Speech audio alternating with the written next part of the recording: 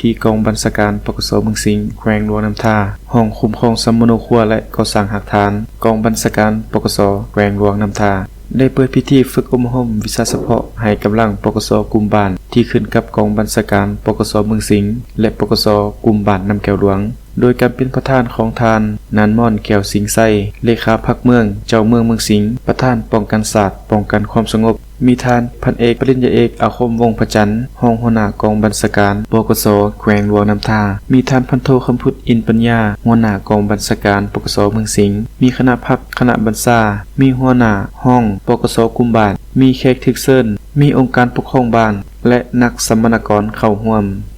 ในพิธีทานพันโททองไหลจันทวงศ์ห้องหัวหน้าคุ้มครองสัมมโนครัวและก่อสร้างหักฐานปกสแขวงได้ผ่านขอตกลงของทานเจ้าแขวงฉบับเลขที่02/จข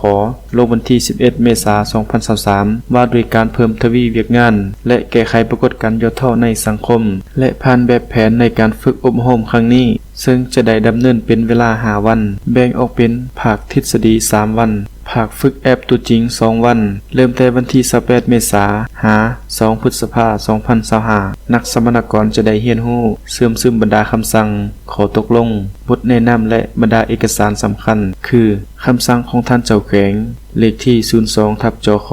ขอตกลงของรัฐมนตรีกระทรวงป้องกันความสงบเลขที่04ว่าด้วยการแต่งตั้งและการเคลื่อนไหวของกำลังปกสกลุ่มเลขที่514ว่าด้วยการจัดตั้งเคลื่อนไหวของปกสบ้านขอตกลงของรัฐมนตรีกระทรวงป้องกันความสงบว่าด้วยการสร้างครอบครัวและบ้านป้องกันความสงบดีบทแนะนำของกรม